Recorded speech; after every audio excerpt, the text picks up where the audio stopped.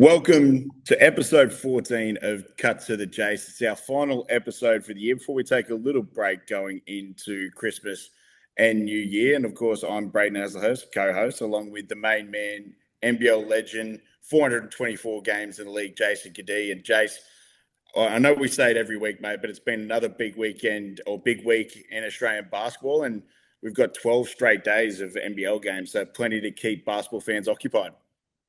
Yeah, this gets to the busy time of the year, right? As you get into Christmas, school holidays start, NBL every day, WNBL going on, NBA going on, college basketball. It's like this is peak season of just everything happening. And yeah, as always, another interesting week in the NBL, and I'm sure this next span over Christmas is going to get even more interesting. Yeah, absolutely. And today we've got two superstars of Australian basketball before they head off to unravel the 3-on-3 competition at the start of the new year. Alanna Smith, the co-WNBA Defensive Player of the Year, and Ezi Magbegor, of course, a WNBA star and Opal star as well. So great to have them on before they head over to the US. And as we said, plenty happening. We've got, just after the break, we're going to do a bit of a catch-up with all our as many NCAA talents across the ditch, or not across the ditch, sorry, in the US as we can. So that's on the agenda to start the new year. But before we do that, let's catch up with Alanna Smith and Ezi Magbegor. Welcome back to Cut to the Jase. We're lucky to have two absolute superstars of Australian basketball here, all before they head off to play in the Unrivaled League. Welcome to Alanna Smith and Ezi Magbegor. Girls, how are you? We're good. Thanks for having us on. No, not a problem. Now, I've got to get to both of you because, Alanna, you've been doing a bit of commentary stuff like recently, haven't you?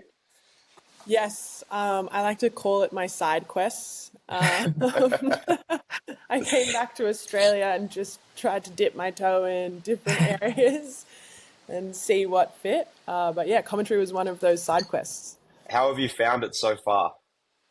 Commentary? Oh, it's very different to playing on a basketball court. I think a lot more confidence in myself than I originally should have, because being on camera broadcasting is so stressful compared to just like playing a basketball game. So it was a steep learning curve, but I had a lot of fun doing it.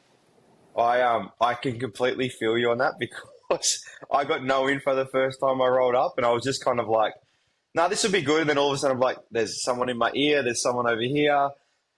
I can't switch off from the game. You got to watch the whole game. When normally when you play, you sub out. You might just switch off for a minute and be like, "Whatever." But it's like constantly on the go. Yeah, the hardest part was having someone speak to me and like give me instruction while I'm also speaking. Like I was talking, and I had to stop myself from stopping and being like, "Yes," like God's speaking to me. My unconscious is speaking to me. It's a lot. So props to people who are very good at that, because it's a skill that is very tough to learn. 100%. Ezzy, what about you? Are we a chance to see you on commentary anytime soon? I don't think this time around, maybe in the future. I feel like Lan held it down pretty well for the both of us. But yeah, Lan, I feel like you did such a great job. It is difficult. I think I might start with a halftime segment to start off with, and then lean into a bit of commentary. Build your way into it. Perfect. Yeah, but we'll get there. But Ez, we can start with you anyway. Okay. So what do you get up to when you're back? Like obviously you get time to spend with family, but what do you try and do when you do have that time at home? I guess this has been my first real off season in years. So I think to start off, it was kind of just figuring out what I wanted to do while I'm home. Obviously spend time with family, catch up with friends.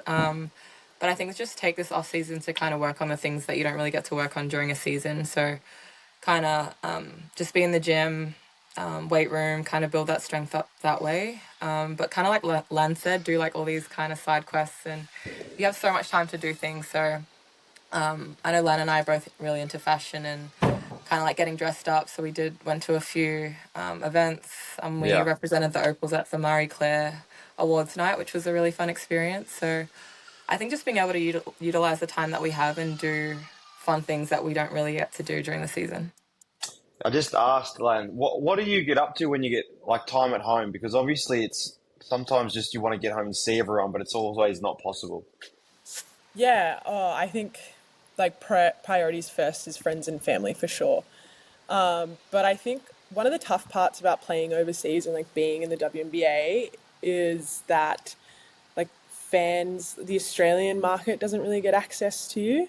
And so I think what Ezi and I have done this time around is really like try and get out there, like try and get our faces out there, build our brand a little bit as well in Australia, because that's probably like what's lacking a little bit is just like representation of WNBA, like Australian WNBA players, because we're just not around much.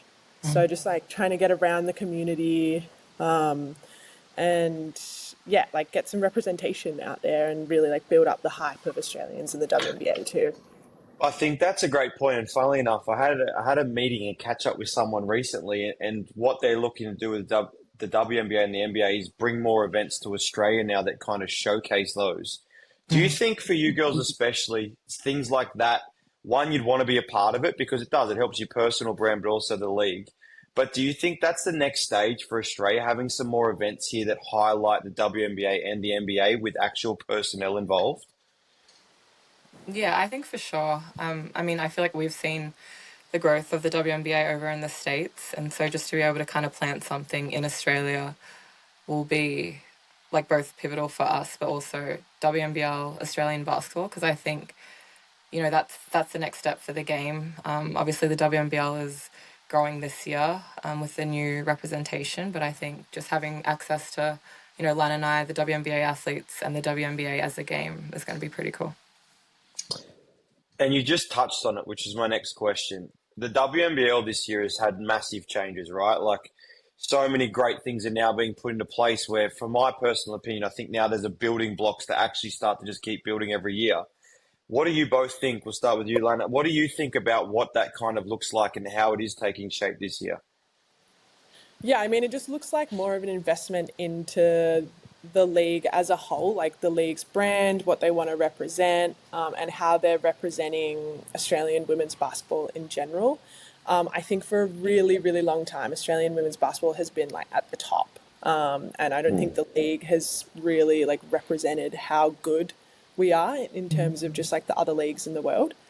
And so it's been really encouraging to see that like they're putting time and effort into the social media stuff, highlighting players who are doing really well, and just overall, yeah, investment into the league. It's really good to see because we've got fantastic product. Like we've got some of the best players in the world coming out of Australia, and I think it's well deserved for the league to be kind of put on the map as a desirable place to play too. Australia rocks. I keep telling everyone this. It's the friggin' best. And I think the more you invest in it, the more it's going to grow and you're going to attract overseas talent as well. And again, women's sports is just taking off. So it makes sense to like jump on that momentum too. As similar thoughts there?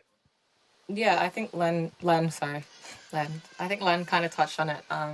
Just that investment piece and just being able to, I think, give the players and the teams resources as well to kind of become that professional league and professional organization. I think previously it probably just wasn't up to par and we didn't really have the resources to call ourselves, a seriously professional league. And so I think just, as Len says, showcasing talent, showcasing players, Australian players especially, so then it's not a surprise as to why we have done so well previously, like before Lan and I were playing, but also just continuing that on because, it definitely starts from the WNBL. It's been going for 40 plus years now. So, yeah, just that investment piece, it's been really nice to see and just seeing the players capitalize on that as well.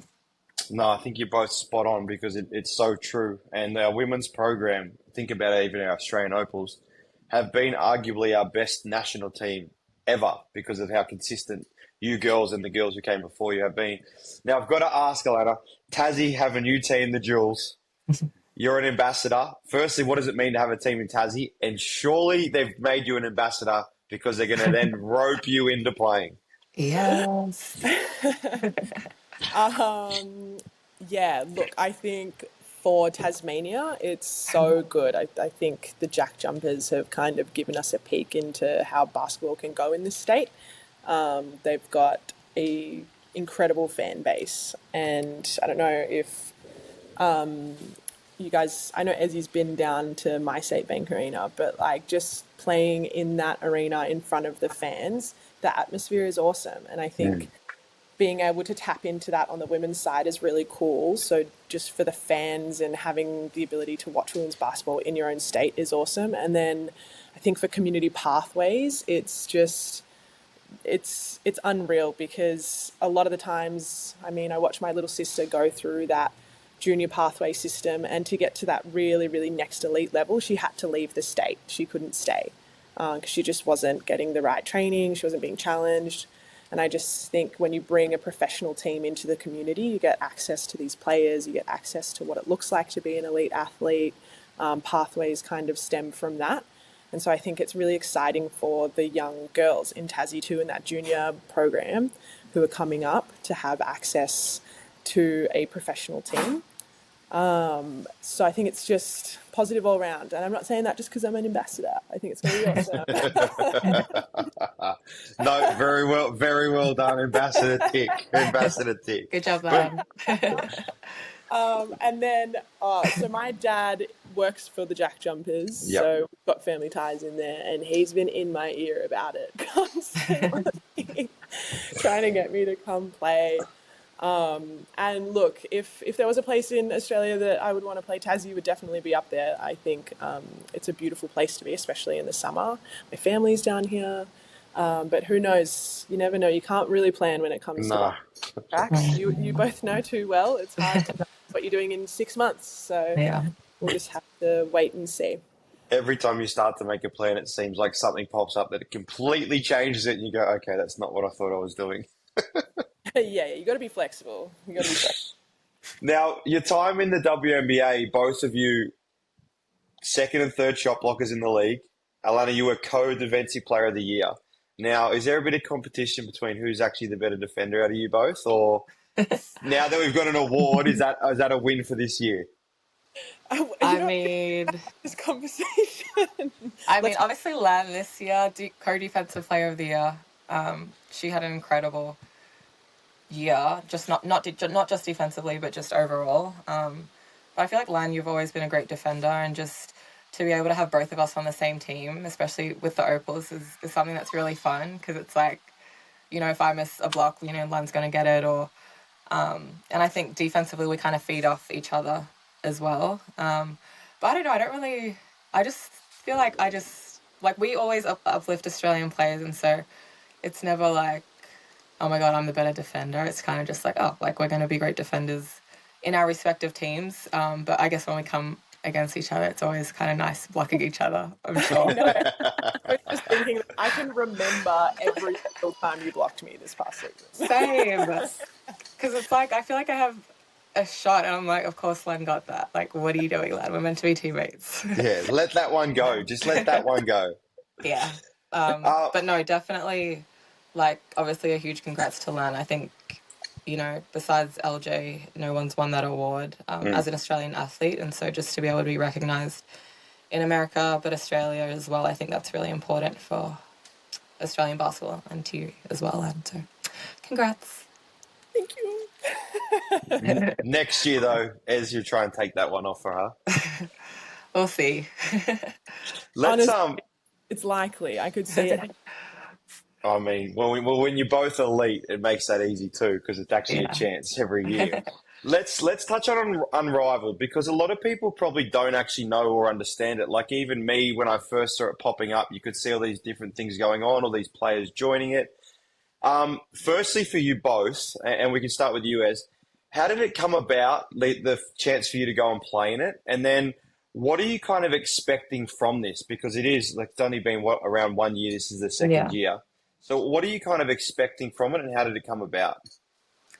I think it was just, obviously a player-based league, and it was kind of just created to offer an alternative to overseas basketball. Lan and I have been playing overseas for the last few years, and Unrivaled is only a 10-week season, and it just is obviously based in America, based in Miami, so it's beneficial for a lot of American players as well, just to be able to remain home, have a shorter season.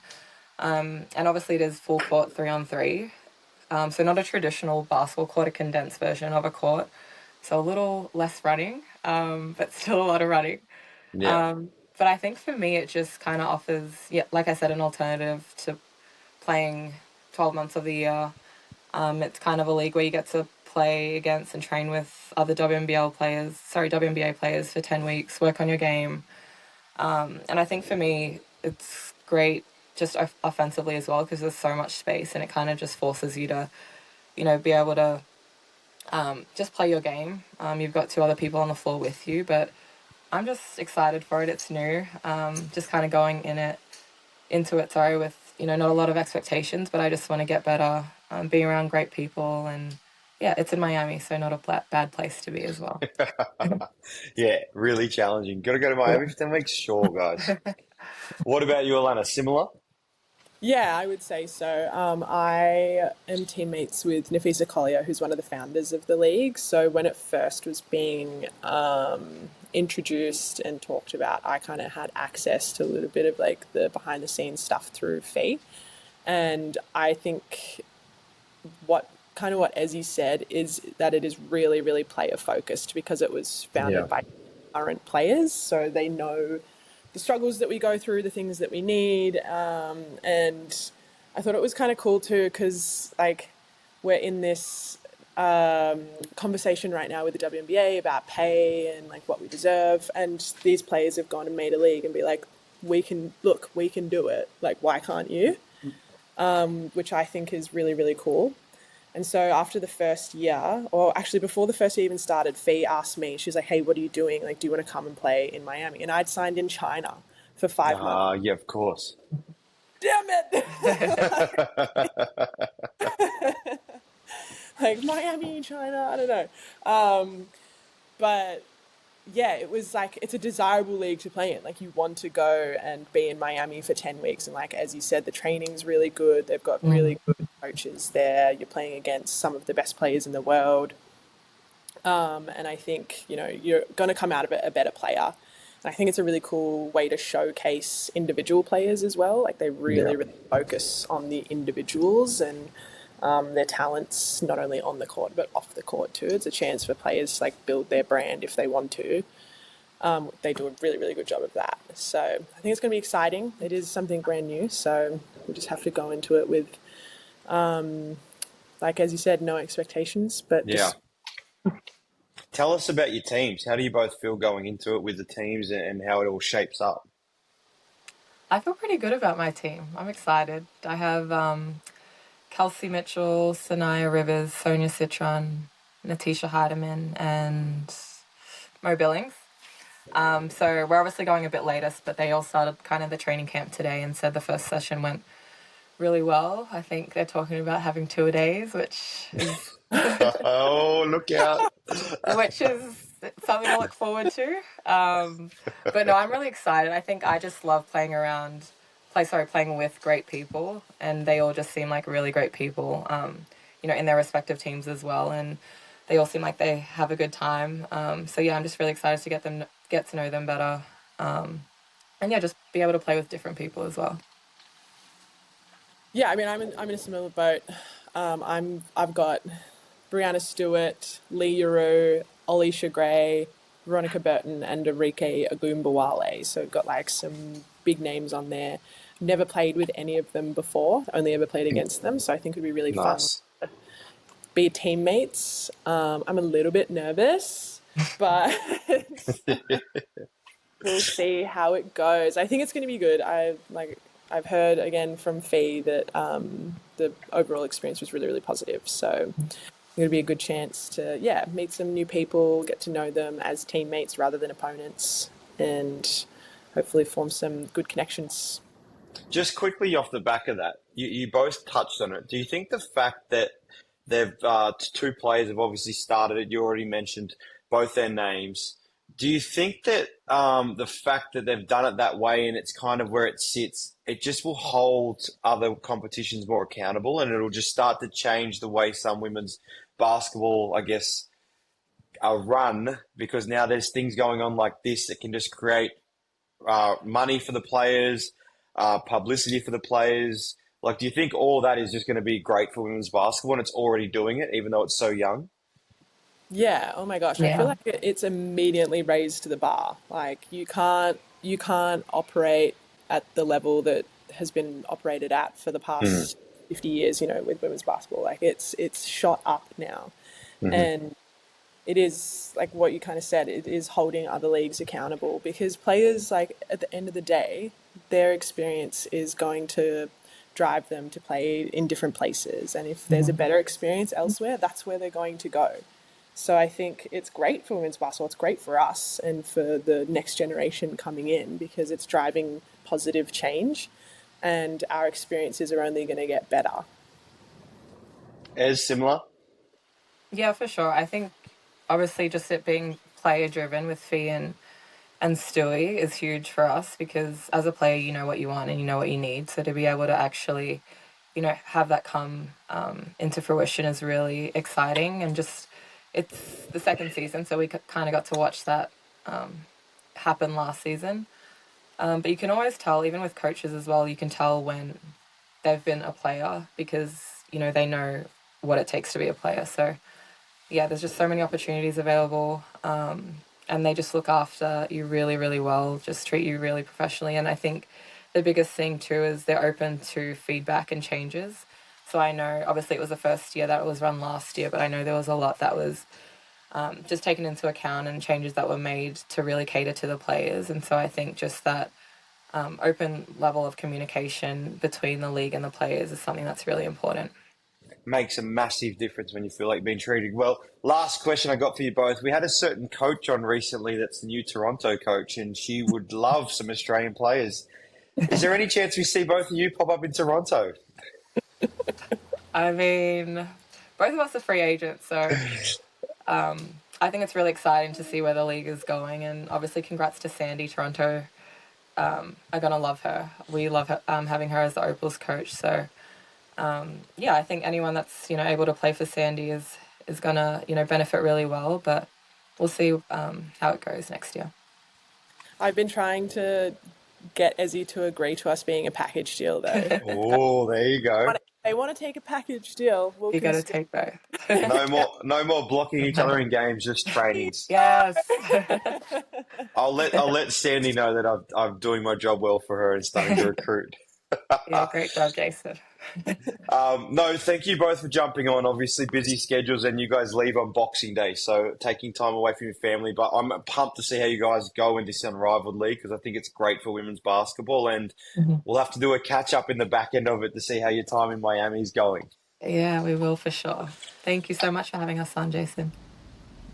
Welcome back to Cut to the Jase. A great interview there with Alanna Smith and Ezi Magbegor. But as always, we've got to touch on our NBL points. We haven't done this for a little bit. So we're going to do our JC 5 points for the NBL. And then we're going to do, Jase is going to do what would be one wish for each team on the Christmas wish list heading into the festive season. So, Jase, as we normally do, mate, your 5 points, starting with number one.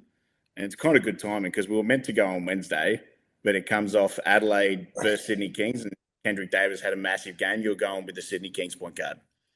Yeah, just I felt like he's found his rhythm with their group, and it's coincided with them doing well. They've got a better balance now of him and Zave, and then Delhi chimes in when he needs to. Obviously, you can go down the list of guys that right now are contributing, but I think the way he's playing, the three ball kind of deserted him the first bit of the year, and it seems like that started to creep back in, which I've obviously seen him in person shoot the ball well. So Sydney are playing really good basketball, and I just think KD's been a big reason why. And I feel like they're letting him. He's getting the ball earlier now and getting downhill. Like when he can play in space, he's yes, he can get a lot of done in the half court, but when you can kind of get him three-quarter court down, coming at pace, coming off screens and whatever, he's just a real problem for people to be able to contain. And I think that's a big reason why they're doing so well at the moment is just his level of play. Absolutely. And coinciding with Xavier Cooks being in great form as well, of course, led that second half comeback against the Adelaide 36ers, a big win for them there. And for them, they've beaten Melbourne twice and Adelaide twice. So some huge scouts for the Sydney Kings. Second point, mate, you're going to go to the Tassie Jack Jumpers. Yeah, they had a real rough patch, right? They lost a bunch in a row at home. Kind of everyone's asking where are they at, and they've just kind of come out of the fever break and leveled themselves out a little bit. They had a good weekend, winning 2 games, and There's gonna be a real fight for me from 5, 6, 7, 8. Like there's just who's gonna land where, who's gonna find some consistency and actually just string some games together. So Tassie just being able to have like in the thing with the NBL, which everyone's got to remember, you can have one good week, two good weeks, and all of a sudden you jump 4 spots. So I just thought Tassie got back to a little bit of what they can show, and for me, they've got to find ways that just Bryce Hamilton. Sorry, Bryce Hamilton. I can't even speak, but they've got to find ways for Bryce to just find his rhythm with this group. Like, I think he's got to be their main guy, and he's got to take that and just show that Milton Doyle was that in the past, sure, but now that's his chance to really go and get after it. Absolutely. Number 3, Melbourne United, few losses in a row. The first time, I think, in the whole season, they've been off the top of the ladder. What's your thoughts on what's going on there? Yeah, well, I think if you look over their last I think it's about 8 or 9 games, their record's just not great. Obviously, they've got 4 in a row, so it's pretty obvious. But they've just lost a bit of what. Listen, everyone unbeatable. They're going to win every game. That was all never true. Like they were definitely beatable, and you'd seen that in glimpses. They just always found ways to win. So the thing for me is at this stage of the year, we're starting to see groups that are starting to figure out who they are. Melbourne had that advantage from the start. They knew who they are, what they were doing, and they were just like a machine, just rolling through. Now they've got to figure out how do they go up a gear? What's their next level? And I think, and I'm going to get to it in the next little bit, but I think they've got to figure out who's our main guy. Who's our main guy? Because they've got pieces all around that. And it doesn't mean it's going to be them every night. But when the whips are cracking and it kind of gets to that fourth quarter where it's a bit stagnant, where are we putting the ball and what are we going to play out of? Is that their answer to everything? No, but I think it can help them get back on track. Number 4, top of the ladder, Adelaide 36ers now had a bit of a hiccup last night considering the first half they put in. I thought they were going to absolutely clean the floor with Sydney Kings, but end up dropping that one. But they've been in some pretty good form. Yeah, and obviously last night's hiccup can probably play a part. But I just think Adelaide, how they've been playing, where they sit, like they've just automatically jumped to being, until yesterday, 2 games ahead of everyone in first spot. And it was kind of one of those things when a team starts 9-0, they get to 10-0 Melbourne or just 9? But when they start, when they get to that stage, you're kind of like, oh, yeah, they should be on top. But here we are a few weeks later, and you're like, Adelaide's actually been the most consistent team. It's crazy. So I think they've done a good job. I think Mike's got them in a good rhythm. I still think they've got a long way to go in trying to knuckle down and just find out what's their rotational pieces at certain times. But they're playing really good basketball. Adelaide's up and about, and they deserve to be kind of on top spot because they've been very consistent. Number 5, we're going to go to a team that's the talk of the NBL, and for all the wrong reasons. We're going to get on to who we think should be their coach later on, but reportedly set to part ways with Stu Lash, reportedly moving back into a front office role. What is the deal with Brisbane? I don't love that idea that you just said either. Like front office role to coach to front office role. Like just listen, Stu Lash, from all reports, great guy. Now he came around when I was at Brisbane and didn't do much, but he was involved. I think he came out for 2 weeks and I maybe said 3 words to him in that time. But all reports are he's a good guy. I'm sure he loves Brisbane and loves the club. He's grown a love for it. But they need someone in there that can people of Brisbane can automatically get behind. Someone who can be part of the fabric, understands the NBL, Australian basketball.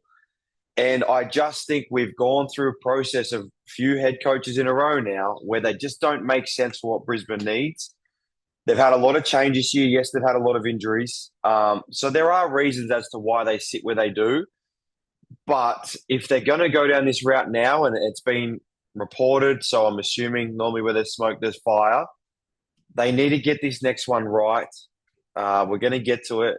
But I just think that right now they need some consistency. And that group, that core group, they need a reason to see some like actual proper change that's going to benefit everyone around it, where there's some belief. I think right now there's a lot of guys who are struggling finding the belief with decisions that they can't really control. It just gets put on them. Yeah, absolutely. And I know you touched on the injuries. I think you create your own luck. And at the end of the day, every team has injuries. And I think They've got to do something to snatch this chain of mediocrity that the Bullets have really had since they've been back in, and it's by no fault of the players and stuff like that. So some issues to fix in Brisbane. Now we're going to go through your one wish, or what would be your one wish for each team on their Christmas wish list. So a bit of a fun exercise to finish the year for us. Now we're going to start with Adelaide. What's your wish for Adelaide? Before we get into this too, I think this is a great I want other people to give us their wish for their team. 100%. So if you're an Adelaide fan or a Perth fan or a Sydney fan, you tell us what your wish should be for your team. I think that'd be good to hear. But for Adelaide, to see what Brisbane fans and Cairns fans think. Maybe just a whole new team or something like that. Hey, but it'd be good to hear. Adelaide, I hope Santa brings Bryce some rest, because he's playing a lot of minutes. He's getting a lot of attention. And Derek Rucker said it during the week, and I don't disagree with him. He might be playing his best basketball we've ever seen in the NBL, which is crazy to think about. But the way he's doing multiple things, I just hope Santa flies in, drops him off a massage chair or something, and just can give him some freshness, because in the new year, Adelaide's going to need him, and Adelaide have a real chance to win themselves a title. Yeah, absolutely. Let's go on to the Brisbane Bullets. You kind of touched on it before. What's your wish for the Brisbane Bullets? Jeez, I mean, I could have a few wishes for Brisbane, but I'm going to go here because not because he's one of my best mates, but because I truly believe that they need someone in there that not just Brisbane, but Southeast Queensland can get behind. Someone that can bring some direction. I've seen him in the flesh do it at other levels. I've seen him do it at a pro level as a player. But I just think Anthony Petrie should be the Bullets' next head coach. And now listen, rookie head coach, all these different things, you could say that. They've gone from Dre to James Duncan to Sam McKinnon for 2 weeks to Vandy for the rest of that season to Justin Schuler to Stu Lash to probably now, who knows. Now listen, a Trevor Gleeson, a Paul Hanari, those guys who are established, I can see everyone's want for that. And that could be a really great decision. But the one thing I do think about Brisbane is Peach is built into that Southeast Queensland ecosystem. He played there for 2 years to finish out his career. He played for the Gold Coast. His kids have grown up in the region playing for Queensland basketball. He has a level of respect amongst current NBL players, Australian players, whether they played with him or didn't. He understands some of the juniors coming through, so he would attract talent, I believe, from younger. But most of all, I think he would give the fans of Brisbane and the people of that club something that they would want to get behind, a person that they could say, hey, listen, Brisbane put him in for 3 years. There's a genuine plan going ahead. I think people would be able to see what he could put in place. And he can just put things in how he wants to in a situation where it needs it. I know it, once again, I know this is my mate. I could make a case for Sam McKinnon too, but I just don't think that Brisbane would do that given what happened with him in that time there with his current ownership group. But I just think he's the right guy for the job. And I think knowing who he is as a person, I just believe he would be able to turn things around. Maybe not in the first 12 months, but over the course of, I mean, who knows? But over the course of a couple of years, I think you would start to see the trend back to a level of play where people of Brisbane would say, there's a reason why he's our head coach, and we absolutely love it. Yeah, tough, no-nonsense approach to someone that will hold people accountable and everything as well. I like that, Jase. Let's move on. Let's get through these other ones quickly. Let's go to Cairns. It's pretty obvious what it would be with Cairns.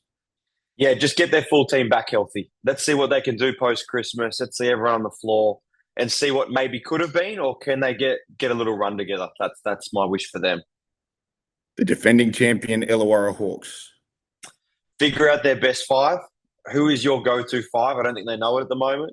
They've got to introduce Sam Froling back in, and I hope they don't rush him, but ideally for them, they can find their best five, and Sam complements that till he's at full health. Melbourne United.